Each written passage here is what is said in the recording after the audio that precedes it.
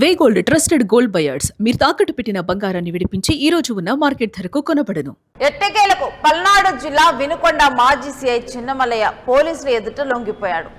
లైంగిక ఆరోపణల కేసులో చిన్నమల్లయ్య ఉండటం జరిగింది. చిన్నమల్లయ్య మీద తీవ్ర ఆరోపణలు వచ్చాయి. ఇక ఆ తర్వాత చిన్నమల్లయ్య కనిపించకుండా పోయారు. ఇక దీని మీద ఐజీ సస్పెన్షన్ వేయటం జరిగింది. ఒక 2 రోజుల క్రితం ఐజీ సస్పెన్షన్ వేయటము. ఇప్పుడు చిన్నమల్లయ్య తానే అజ్ఞాతంలో నుంచి బయటకు వచ్చి పోలీసులు ఎదుట లొంగిపోయారు.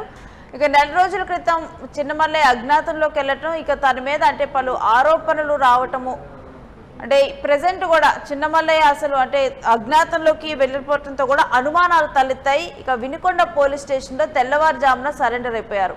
బ్రాహ్మణపల్లికి చెందినటువంటి ధనలక్ష్మి అనే మహిళ మీద అత్యాచారం చేశారంటూ చిన్నమల్లయ్య మీద ఆరోపణలు వచ్చాయి. ఇక ఆ మహిళ స్వయంగా కూడా వెల్లడించడం జరిగింది. తాను కోళ్ల ఫారం వ్యాపారం చేసుకుంటూ కూడా ఉంటుంది ఆ మహిళ. అలాంటిది చిన్నమల్లయ్య తన మీద అనుచితంగా ప్రవర్తించారు అంటూ కూడా అత్యాచారం చేశారంటూ కూడా తాను వెల్లడించడం జరిగింది. ఇక ఇప్పటికే సిఐను సస్పెండ్ చేసింది పోలీస్ శాఖ. ఇక సస్పెండ్ చేసిన తరువాత చిన్నమల్లయ్య తన అజ్ఞాతాన్ని వీడి ఇప్పుడు లొంగిపోయారు. ఈ అంశం గురించినటువంటి డీటెయిల్స్ మా ప్రతినిధి సత్యాన్ని అడిగి తెలుసుకుందాం. సత్య, చిన్నమల్లయ్య తన అజ్ఞాతాన్ని వీడాడు, ఇప్పుడు పోలీసులు ఎదుట లొంగిపోయాడు, తన మీద ఇప్పటికే పలు ఆరోపణలు వచ్చాయి. ఇక విచారణ ప్రారంభం అవ్వనుందని చూడాలా, ఏంటి డీటెయిల్స్? పల్నాడు జిల్లా వినుకొండ పోలీస్ స్టేషన్ లో అయితే ఈ రోజు ఉదయం సిఐ చిన్నమల్లయ్య అయితే లొంగిపోవడం అయితే జరిగింది. అయితే ఏప్రిల్ 29న ఒక మహిళను అత్యాచారం చేశాడని కూడా అయితే ఆ మహిళ వినుకొండ పోలీసుకి ఫిర్యాదు చేయగా ఆ ఫిర్యాదులో భాగంగానే పోలీసులు చిన్నమల్లయ్య కోసం గాలింపులు చర్య చేపట్టారు. అయితే చిన్నమల్లయ్య అజ్ఞాతంలోకి వెళ్లిపోవడంతో కూడా పోలీసులు గాలింపులు చర్యలు ముమ్మరం చేశారు. అయితే చిన్నమల్లయ్య హైకోర్టును ఆశ్రయించిన వెంటనే కూడా హైకోర్టులో చిన్నమల్లయ్యకు ఊరట లభించకపోవడంతో ఎమ్మటే చిన్నమల్లయ్య మాత్రం ఈ రోజు ఉదయం అక్కడ పోలీస్ స్టేషన్ కి వచ్చి లొంగిపోయినట్లు కూడా అయితే మనకైతే సమాచారం తెలుస్తుంది. అయితే దీనికి సంబంధించి ఐజీ శ్రేష్ఠ త్రిపాఠి కూడా 2 రోజుల కిందట చిన్నమల్లయ్యను పూర్తిగా ఉద్యోగం నుంచి డిస్మిస్ చేసిన చర్యలు కూడా అయితే మనకు తెలిసింది. అయితే ఈ రోజు చిన్నమల్లయ్య పోలీస్ స్టేషన్ లొంగిపోవడం కూడా అతనికి అనంతరం వైద్య పరీక్షలు నిర్వహించి కస్టడీకి అంటే కోర్టు ఎదురు హాజరుపరచారని కూడా అయితే మనకైతే సమాచారం తెలుస్తుంది. రేణుశ్రీ, ఇక చిన్నమల్లయ్య నెల పాటు కూడా తాను అజ్ఞాతంలోకి వెళ్లిపోయిన క్రమంలోనైతే పలు అనుమానాలు ఈ అంశంలో తలెత్తడం జరిగింది.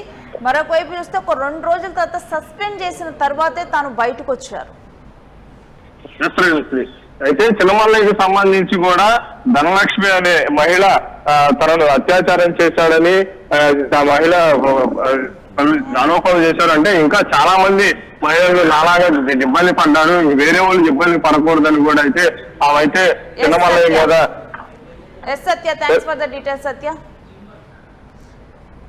ఇక చిన్నమల్లయ్య విషయంలో పలు ఆరోపణలు గతంలో కూడా వచ్చినట్లుగా కూడా తన ప్రవర్తన మీద కానీ తన తీరు మీద కానీ చిన్నమల్లయ్య మీద గతంలో కొన్ని ఆరోపణలు రావటం జరిగింది. ఇక మహిళ లైంగికంగా తన మీద ఆరోపణలు చేశారు, తనను చిన్నమల్లయ్య వేధించారంటూ కూడా తనను లైంగికంగా లోపరుచుకున్నారంటూ తన మీద అత్యాచారానికి పాల్పడ్డారంటూ చిన్నమల్లయ్య మీద కంప్లైంట్ చేశారు. ఇక ఆ తర్వాత చిన్నమల్లయ్య వెంటనే అజ్ఞాతంలోకి వెళ్లిపోయారు. ఆరోపణలు అయితే రావటం జరిగింది కానీ విచారణ జరిగేందుకైతే ఈ కేసులో ముందుకైతే సాగలేదు. ఇక చిన్నమల్లయ్య తీరు చాలా వివాదాస్పదంగా మారింది. ఒక పోలీస్ అధికారి అయ్యుండి, సిఐ అయ్యుండి ఈ రకంగా కూడా చిన్నమల్లయ్య అంటే విచక్షణ లేకుండా సిఐ చిన్నమల్లయ్య ప్రవర్తించారంటూ కూడా తన మీద పలు ఆరోపణలు రావటం, ఇక నెలపాటు వేచి చూసినటువంటి పోలీస్ డిపార్ట్మెంట్ ఇక చేసేది లేక సిఐ చిన్నమల్లయ్యను సస్పెండ్ చేశారు. ఇక ఇప్పుడు మాజీ సిఐ చిన్నమల్లయ్య లొంగిపోయారు పోలీసుల ఎదుట. ఇక తనను కోర్టులో హాజరుపరిచి ముందుగా కూడా వైద్య పరీక్షలు నిర్వహించి కోర్టులో హాజరుపరిచి ఇక తన మీద మహిళ చేసినటువంటి ఆరోపణలు, మహిళ ధనలక్ష్మి లైంగిక ఆరోపణలు చేశారు. ఈ ఆరోపణల మీద నిగ్గు తేల్చే పనిలో పడినున్నారు.